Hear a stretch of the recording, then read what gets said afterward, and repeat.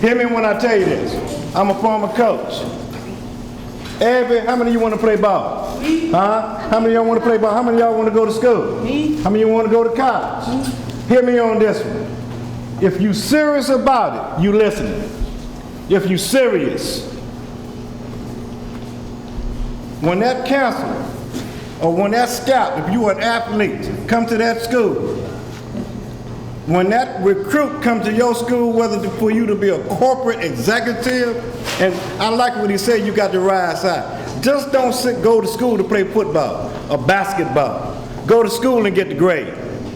Because you get the grade, you get paid. And don't settle for just being anything. Go to the highest achievement. If you want to be a president, go for it. You want to be a scholar, go for it. A state superintendent of schools, go for it.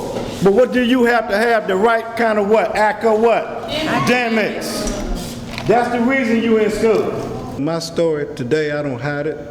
I want my story to be known because I was one of those kids. I was the guy that came into class late, looking for attention. I was the one my mama almost had to wring my neck. Daddy gave me that look. But I was always, the one that always didn't understand what it was all about. I was that sucking child trying to seek an identity.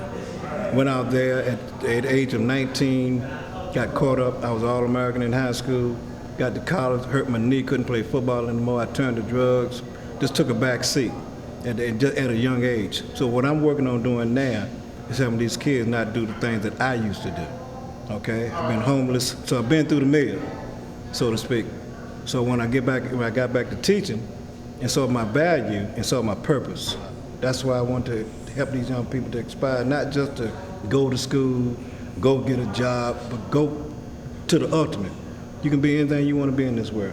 And Barack Obama proved that. And it has nothing to do with his ethnicity because he had a vision, he had a dream, and he had a plan. Who remember Dr. King? Did he quit? No. All right, give me another name of somebody that didn't quit. Rodney King, did he quit? No. Anybody? Come on with me. Come on, talk to me. Go. Obama. Did he quit? Give me a lady. Give me a queen. Rosa Parks. Give me a Rosa Parks. Did she quit? No. Come on with me. Michelle Obama. Did she quit? No. Anybody else? Huh? Jesse Jackson. Did he quit? All right, Malcolm X. Anybody else? Amelia Thomas. Did she quit? No. Who? George Washington. Did he quit?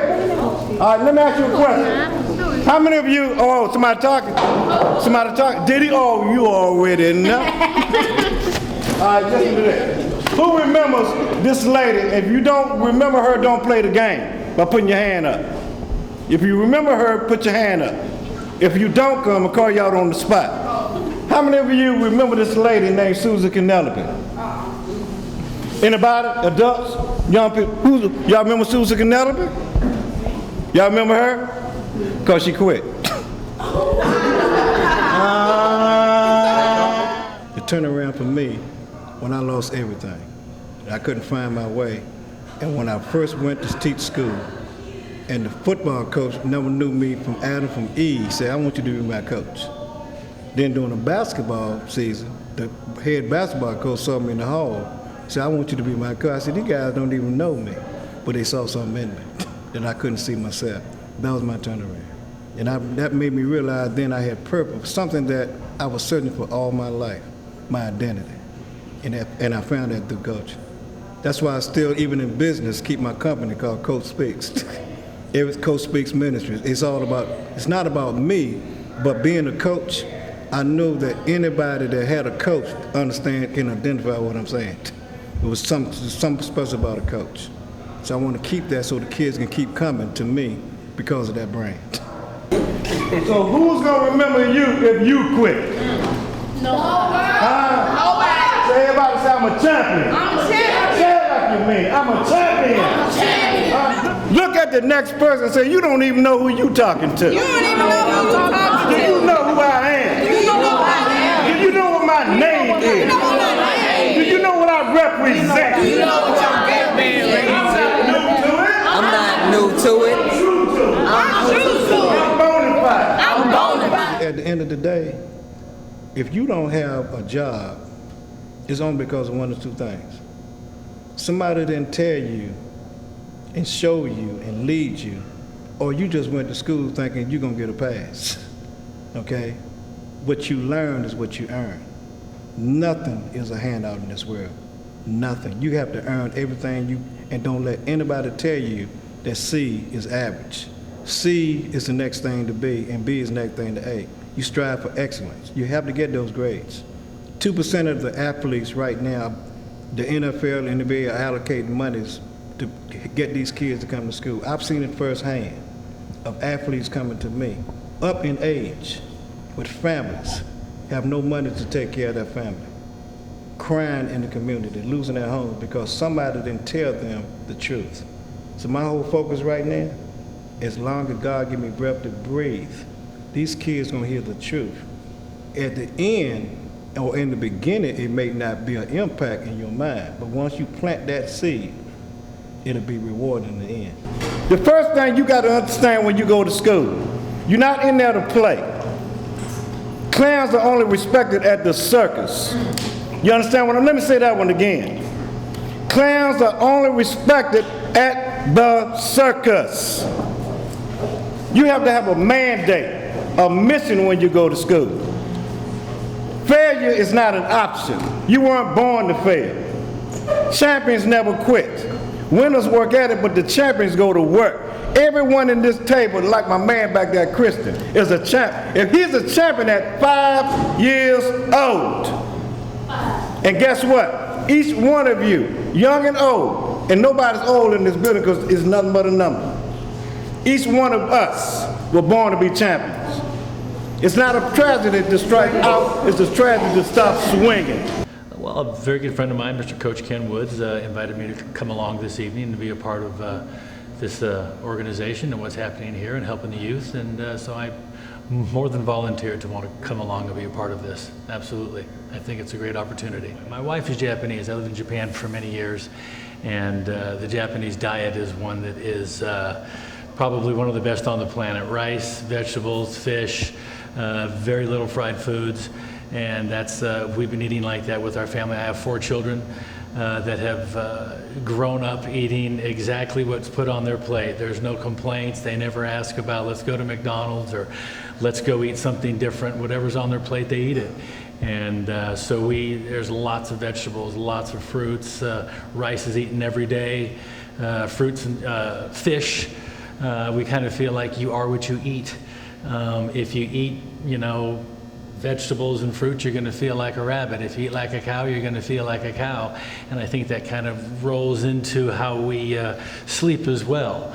If we eat well, we're high energy and we go, boom, and then we sleep. If we tend to eat something, we get lethargic and we lie down and we're not necessarily as sleepy as we want to be, and then we just don't get the rest that we actually need. I was a health and physical ed major. So nutrition is the most important thing that a young person needs to know, because they have to eat right. You have to eat to live. People who don't have any knowledge live to eat. But if once you get nutritional values in your life, the fruits and the veggies, because without life, there is no tomorrow.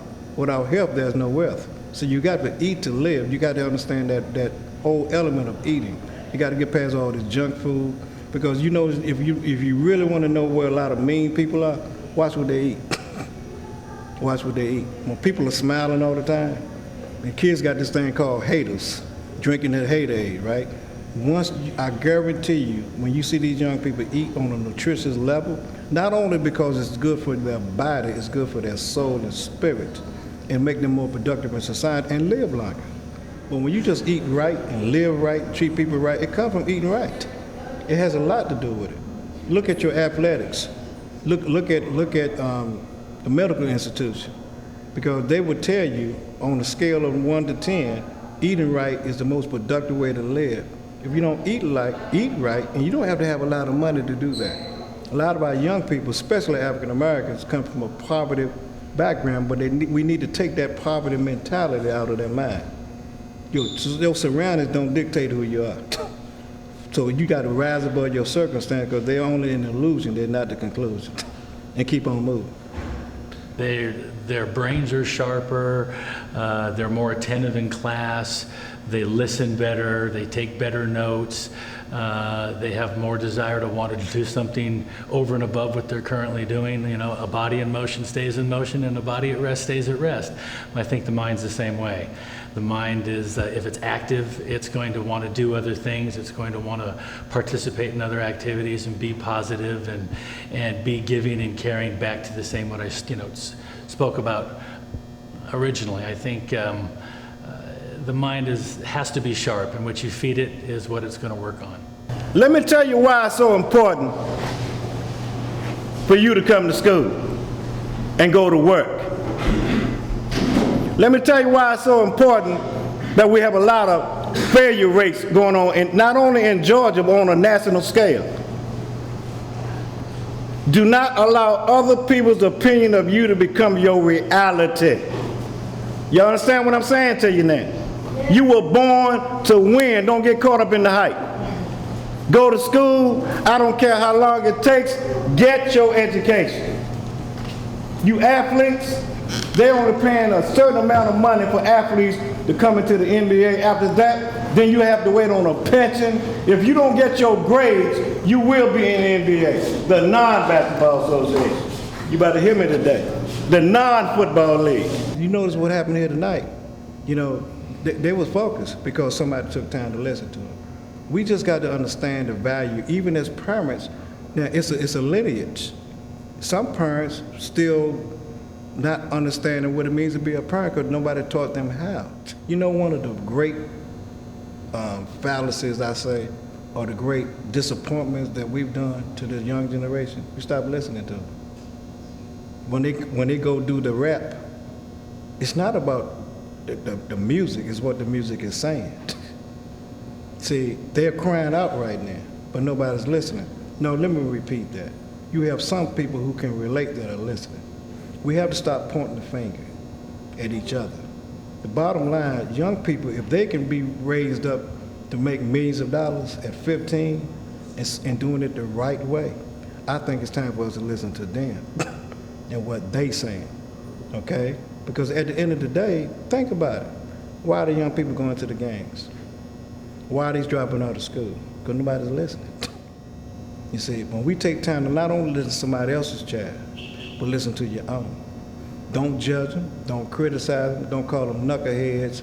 When you look at everyone in your limelight, so to speak, but you got to get down on their level. But more importantly, you got to come up to that level and listen to them and treat them like human beings. Because they're not just kids. They have greatness inside of them. They were engineered for success, endowed with the seed of greatness, and designed for accomplishment. We have to get past the myth of making this what they can't do. They can do anything they aspire to do, but don't be going telling them when they Superman they can jump off a third-story building. We got to keep it real. All right, now everybody put your hand together in closing to say, go coach. Go coach. Go, come on with me, come on. Go coach. Here we go. Go, coach. Are you ready? Go, coach. Are you ready? Are you ready? Here we go. Go. If you're standing behind the wall, get your grade and stand very tall. If you think you can't make it, keep on moving, just don't fake it. Negative people will try to hold you back. Get the grades and stay on track. If you want it, you gotta get on it. If you need, then repeat it. My name is Coach Woods, I'm out of MC.